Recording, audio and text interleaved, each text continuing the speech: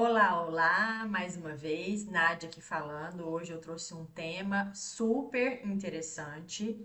Tenho certeza que às vezes você já fez esse questionamento, porque se você tem um apego ansioso, eu tenho certeza que essa pergunta já passou na sua cabeça, que é: será que eu, na minha carência, nas minhas explosões emocionais, posso ser uma pessoa narcisista? Então, aqui a gente vai fazer esses dois traçados, que é olhar para o apego ansioso e olhar para o transtorno de personalidade narcisista, porque existem alguns comportamentos que eles realmente são muito parecidos, mas a gente vai entender que a raiz deles é totalmente diferente. Quem é ansioso e busca pela cura, inevitavelmente vai se fazer essa pergunta, mas quem é narcisista de fato, não. Então, por que a gente entra nesse processo de confusão? Hoje a gente vai mergulhar justamente para falar sobre o medo de abandono, o seu medo de abandono, caso você se identifique com o apego inseguro ansioso. O ansioso, ele sim possui atitudes egoístas, isso a gente sabe que é um fato. E aqui a gente vai adentrar falando justamente que pode parecer um narcisismo, mas esse motor interno que faz você engajar com respostas parecidas narcisistas são muito diferentes. O apego ansioso na raiz, como eu já falei, traz algo que é a hipersensibilidade aos movimentos de uma possível rejeição e abandono. E além de também trazer uma autoimagem muito machucada, justamente por feridas da infância, através das relações lá, muitas coisas acontecem precocemente, onde o amor acaba virando uma condição, ou seja, para você se sentir merecedor de amor e de conexão verdadeira, existia uma condição. Por exemplo, eu sou amado só se eu agrado a outra pessoa. Eu sou amado, recebo atenção e carinho só se eu for uma pessoa necessária, se eu tiro nota muito boa, se eu ajudo a lavar a casa, se eu levo a minha mãe no supermercado e assim por diante. Quando a gente olha para percepção de que eu vou receber amor só se eu fizer algo por isso, a gente vai ver que vai existir uma rachadura interna em termos de autoestima. Então, quando a gente olha para essa confusão, a gente vai entender que o ansioso, ele vai enxergar em si com alguns traços de comportamentos que são disfuncionais. Trouxe aqui 4 tipos de comportamentos que são iguais, mas com motivos muito diferentes. O primeiro é o foco excessivo no que o outro sente por mim. Quando a gente olha para um apego ansioso, esse foco vai vir e vai nascer de uma hipervigilância relacional, porque é uma pessoa onde possui um sistema nervoso que aprendeu precocemente que o humor da outra pessoa, do vínculo das figuras primárias, definem a própria segurança. Então ele vai pensar: se a outra pessoa, no caso o pai, a mãe ou o cuidador, está bem, eu posso relaxar. Se a outra pessoa se afasta, ou muda o tom de voz, ou fecha, chega em casa com uma expressão fechada, ela vai introjetar e dizer: alguma coisa está errada comigo, e assume a responsabilidade do humor e do bem-estar do outro para si. Essa é uma estratégia, é um mecanismo de sobrevivência, onde ele aprendeu a ler o outro o tempo todo, justamente para evitar qualquer tipo de rejeição. Por isso, é uma pessoa que possui um corpo extremamente em alerta, justamente por tentar prever o abandono.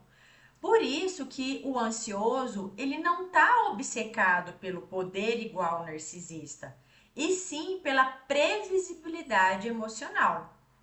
Quando a gente já olha para o narcisista, o foco no outro também acontece, mas por um outro motivo. Ele vai observar o outro para avaliar. Será que esse olhar confirma o quanto eu sou importante? Ou será que a outra pessoa está me enxergando e está me ameaçando o meu valor? E aí, essa é uma vigilância para controlar a outra pessoa e para controlar a situação, não é para conexão. O narcisista ele vai buscar o reflexo da própria grandiosidade. O outro ele passa a ser um espelho, não é uma pessoa para criar um vínculo. Então, quando o olhar do outro não engrandece esse narcisista, ele entra na percepção e na sensação da vergonha e vai reagir com desprezo, com raiva ou com indiferença. Então, aqui nesse comportamento, o ansioso, ele vai ler o outro para não perder o vínculo. Aqui, o medo constante de perder o vínculo está sempre presente. Já o narcisista, ele lê o outro, analisa o outro para não perder o controle e o domínio sobre o outro, ok? Segundo comportamento, a gente vai olhar para o comportamento da necessidade de validação constante. Para o ansioso, vai nascer da falta de um espelhamento consistente na infância, falta de pessoas que afirmaram para você, enquanto criança, de que você era uma pessoa valiosa. Então, essa criança ansiosa ouviu mensagens muito contraditórias. Às vezes, essa era uma criança que ela era acolhida, que ela era amada pelo simples existir. Outras vezes, ela era ignorada, negligenciada e muitas vezes abandonada, onde ela sentia justamente essa perda do vínculo. Então, ela aprendeu a desconfiar da sua própria percepção e opinião interna. Então, ela está sempre buscando fora uma confirmação do que é que ela sente por dentro. Será que eu estou exagerando? Será que você me ama mesmo? Será que você está bravo? Você está bravo comigo? Isso é muito constante em quem possui o apego ansioso, porque essa é uma forma antecipatória para que ela não seja rejeitada ou abandonada. Ou seja, essa é uma validação e uma tentativa de regular o sistema nervoso através do olhar do outro. Por isso aqui a gente percebe que isso não é uma vaidade. Na verdade, é uma carência e uma necessidade emocional de se sentir seguro internamente. Já no narcisista, a gente vai ver que existe uma validação, uma necessidade de validação em função de sustentar um falso self. Sem aplauso, ele vai colapsar e entrar em um sintoma, uma sensação de vergonha e de vazio.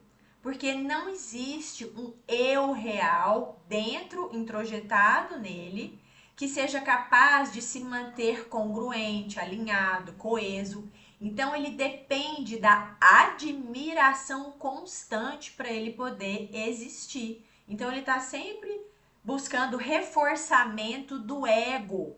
Eu sou melhor, não sou? Você me admira, não é? E aí, quando ele não recebe uma validação ou as validações que ele tanto busca através do suprimento narcisista, isso vai ameaçar a identidade. E ele reage justamente com depreciação, com ataque. A validação aqui é justamente um combustível para a identidade. É diferente do apego ansioso, que precisa do vínculo. Já ele faz tudo isso, mas não é para pedir afeto, não é para pedir conexão. E por isso, a grande diferença entre os dois é que o ansioso ele vai buscar a validação para ele se sentir que ele existe para o outro, que existe então essa conexão do olhar de um para o outro. Já o narcisista, ele busca uma validação para ele sentir que ele existe, ponto. Não é que ele existe para o outro, mas é que ele existe independente de conexão. O terceiro comportamento que eu trago aqui, muito interessante, é com relação à dificuldade em tolerar frieza ou afastamento. Você aí, apego ansioso, eu tenho certeza que você tem uma grande dificuldade em lidar com, às vezes, pausas, pessoas que falam que vão ligar e acabam que não te ligam. Então, no apego ansioso, a frieza vai ativar memórias corporais de abandono.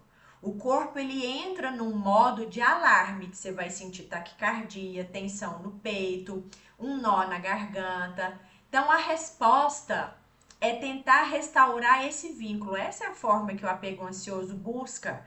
E ele vai buscar o quê? Ligando, mandando mensagem à torta direita, chorando, pedindo, explicando, agradando. Não é manipulação, mas é uma forma de implorar na regulação desse sistema de apego, ou seja, na forma de se vincular. Vai implorar, pelo amor de Deus, não me deixa, por favor, me veja. Sem o seu olhar, eu vou deixar de existir. Eu não me sinto pertencente mais a nada. Eu fico me sentindo nas nuvens, às vezes perco o chão. Então, esse é o medo de ser deixado sozinho, com emoções que são que são insuportáveis, justamente pela possibilidade da falta do vínculo. Já o narcisista, a frieza ou o afastamento, eles são percebidos como uma ferida narcísica. Aqui ele abre uma pergunta para si mesmo que é: como que você ousa me ignorar? Quem você acha que você é para me tratar desse jeito? Então, aqui ele vai sentir humilhação, vergonha, raiva, e ele precisa de restaurar, não é o vínculo, mas o senso de poder, de domínio. Por isso ele vai reagir com indiferença estratégica e vai fazer um bonito gaslighting. Não ligo para você, vai fechar vai colocar aquela parede invisível, você quer conversar com ele ou com ela, você quer explanar toda a situação para que vocês voltem a conversar, não quer saber. Ele vai sentir também, aliás, ele vai fazer muitos ataques. Você é uma pessoa ingrata, não vê nada do que eu faço, eu deixei minha vida toda por você. E entra também na manipulação. Ninguém vai te amar como eu. Eu sou a melhor pessoa do mundo em termos de amor. Ninguém é melhor do que eu para te amar como eu te amo. E aí a gente vai entender que a motivação aqui é proteger esse ego ferido. Não é para restaurar a intimidade, mas é para ele voltar a ter um senso de quem que é que eu sou aqui. A minha identidade, ela depende de eu estar sempre no pedestal. Então, a motivação para ele é proteger esse ego ferido, não é restaurar o vínculo. Então, a diferença aqui é: o ansioso teme perder o amor e o narcisista teme perder o controle e a superioridade. Precisa de estar no pedestal, como eu falei. O quarto e último comportamento: alternância entre culpa e ressentimento. Muitas vezes você já sentiu remorso, culpa por ter feito, falado, e depois ficou ressentida também pelas coisas que fez ou que ouviu. Essa oscilação, ela vem de uma instabilidade interna entre submissão e exaustão do apego ansioso. Depois dele tentar agradar e não ser acolhido, essa pessoa ansiosa, ela vai sentir raiva. Ela vai ter, muitas vezes, essa explosão. Ninguém me entende. Eu faço tudo por você também. Mas aí logo sente culpa.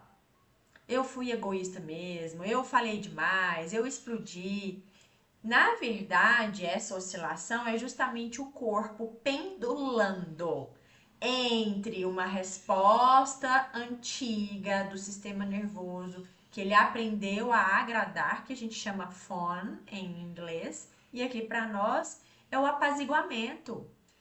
E entre o protestar, o brigar, que é o fight, a gente vai lutar contra isso. Então acaba que esse, na verdade, é um looping traumático. E o amor ele vai se misturar a essa ferida, a esse sofrimento. Já no caso do narcisista, essa alternância ela acontece entre uma idealização e uma desvalorização. Ele vai idealizar quem valoriza e quem valida ele e vai desvalorizar quem frustra. Então, quando existe alguma ameaça ao ego dessa pessoa narcisista, ele sente ressentimento, mas ele não sente culpa autêntica. A culpa, quando ela aparece, ela é superficial. Então, logo essa pessoa se transforma numa autopiedade ou num processo de vitimização. Aqui, para a gente entender então a diferença nesse último comportamento, a gente vai ver que no ansioso existe uma culpa exagerada de ter falado, de ter feito alguma coisa, e você vai perceber um ressentimento reprimido. Já no narcisismo, a culpa é totalmente ausente e o ressentimento é inflado. Muitas vezes vai ficar culpabilizando você e essa culpabilização, meu Deus do céu, infelizmente acontece diariamente numa relação tóxica e abusiva narcisista. Então aqui quando a gente olha para um ansioso que amadurece emocionalmente, mesmo enxergando ainda traços que precisam de evoluir, isso significa que está caminhando. Então, essa pessoa começa a enxergar que os seus próprios comportamentos não foram assim tão bacanas e acaba entrando nesse acesso de vergonha. E justamente aí que brota esse medo. Será que eu sou igual àquela pessoa que me feriu? Será que eu também sou uma pessoa potencialmente narcisista e que acabo fazendo outra pessoa sofrer? O sofrimento, ele muitas vezes, eu acredito que eu posso dizer isso, vou ousar dizer que o sofrimento ele faz parte de toda e qualquer relação romântica, familiar, seja ela qual for. Mas a verdade é que quem tem traços narcísicos graves não costuma fazer essa pergunta, porque a autorreflexão em si é o oposto da dinâmica narcisista. Então, se você chegou até aqui fazendo, né, essa pergunta para você, saiba que, bem potencialmente, você possua alguns traços que é reflexo de uma cultura e de uma sociedade que possui muitos traços narcísicos, porém, não é que você tenha transtorno de personalidade narcisista. Eu vou ficando por aqui, espero que este vídeo tenha feito diferença na sua vida. Se você gostou, deixa um like aqui. Mas mais do que isso, eu quero saber o que é que fez você refletir aqui nesse vídeo. Se você lembrou de algum momento que aconteceu na sua vida ou, não sei, algum comentário que faça sentido para você. Deixa aqui também na página e começa a seguir também, viu? Vou ficando por aqui. Um grande abraço.